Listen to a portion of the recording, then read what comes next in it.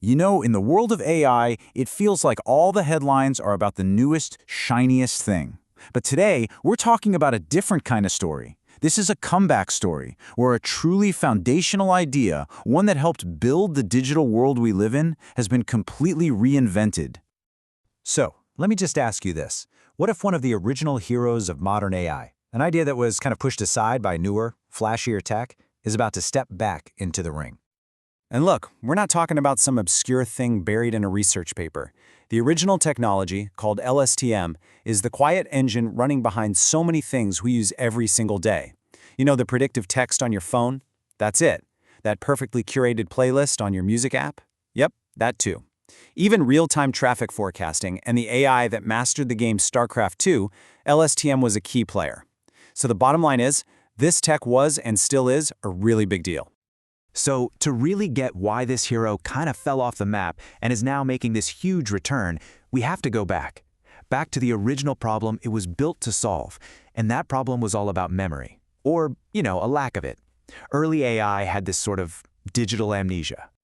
The technical term for it is the vanishing gradient problem. But honestly, it's something we can all relate to. Think about it.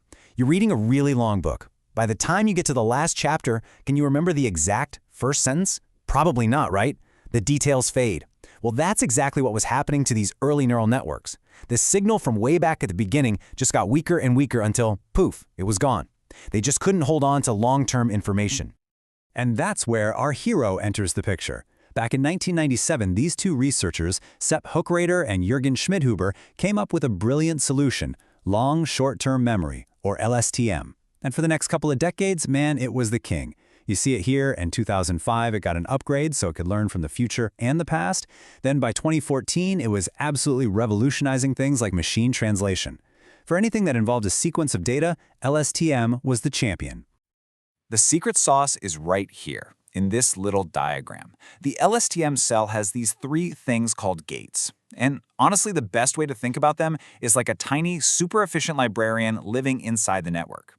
The forget gate is the librarian deciding, okay, this old info, we don't need it anymore. Out it goes.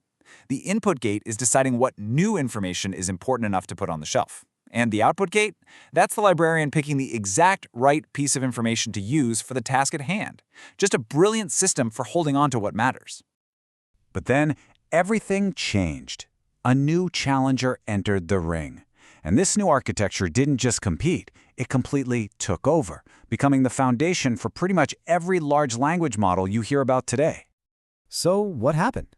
Well, it all came down to a single, fatal flaw for LSTM, the bottleneck. See, LSTMs have to read things one word at a time, sequentially. And in a world of modern computers that can do a million things at once, that's just slow. But transformers? They were a different beast entirely. They could look at the entire sentence, the whole paragraph even, all at the same time. This parallel processing made them insanely fast and scalable. It was game over. LSTMs just got left in the dust. But here's the thing. The people who created LSTM, they never really gave up on it. They looked at this new world of massive models and asked this really powerful question. The very question that drove this comeback. How far could we push this idea if we scaled it up, but fixed those old limitations? And that brings us to the star of the show, xLSTM. And let me be clear, this isn't just LSTM with a fresh coat of paint. This is a ground-up reinvention built to take on the modern heavyweights of AI. I mean, just look at the difference here. On the left, you've got that classic LSTM cell we just talked about. Pretty clean, pretty simple. But on the right, that's xLSTM. Whoa, it's way more complex, right? And that visual complexity gives you a hint of just how much more powerful this new version is under the hood. So what makes it so much better? It really boils down to two new superpowers. First up, something called exponential gating. This is a huge deal. It lets the model not just remember things, but change its mind. It can look back at an old memory and say, you know what, based on this new info I just got, that old memory isn't quite right. Let's update it. And the second superpower, a complete redesign of how memory even works. Okay, so this new memory system comes in two flavors. You've got xLSTM, which is kind of like a supercharged version of the original. It's smarter, it's better, but it's still working one step at a time. But then you have mLSTM. The M stands for matrix, and this is the big leap. Instead of memory being just one number, it's a whole grid of numbers, a matrix. This just massively expands how much it can remember. And crucially, it lets the model process things in parallel. Boom. The old bottleneck? Gone. All right, so the tech sounds amazing on paper. A classic hero back with all these new tricks. But the real question is, how does it actually perform? Let's get into the results. So for the first test, they threw it into a real-world pressure cooker, trying to predict the stock market. I mean, if you can handle that chaos, you can handle just about anything. So here's the data from a study on the Shanghai Stock Exchange. Now, you can look at all these numbers, but the one I want you to focus on is the R-squared score. All you need to know is that it tells you how well the model's predictions fit the real thing. A higher number is way better. The original LSTM gets a 0.46, respectable. But xLSTM, look at that, 0.75. That's not just a little better, that's a huge jump in accuracy. And this chart shows you exactly what that number looks like in the real world. The blue line is the actual stock price. Now see the orange line? That's the old LSTM. It's trying, but it's missing a lot of the big swings. But then, look at the green line. That's xLSTM. It's practically glued to the real price. It's just tracking it with incredible precision. Okay, so it's a financial wizard. That's cool. But can it hang in the big leagues? Can it compete in the World Championship of AI, large language modeling? Well, the results are in, and the answer is a resounding yes. They tested it on this huge language data set, and, well, just look at the chart.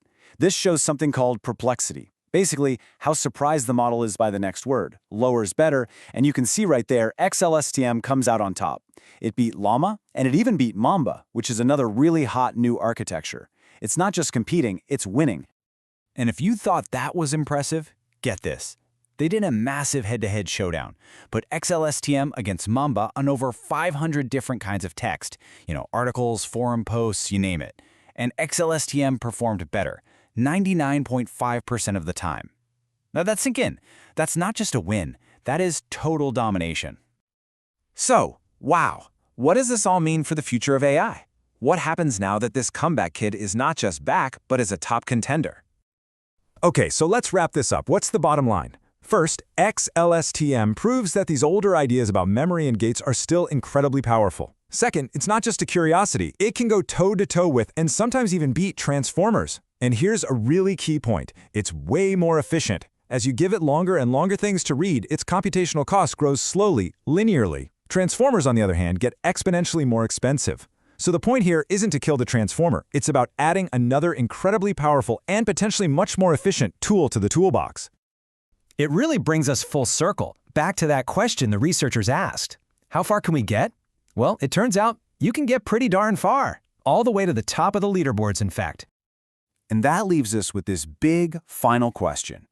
For a while there, it really felt like everyone in AI was running down the same path, the transformer path. But the story of xLSTM, it suggests maybe the future isn't about one single dominant design. Maybe it's about building a rich ecosystem of ideas, a place where great concepts, whether they're brand new or a classic reinvented, can all thrive together.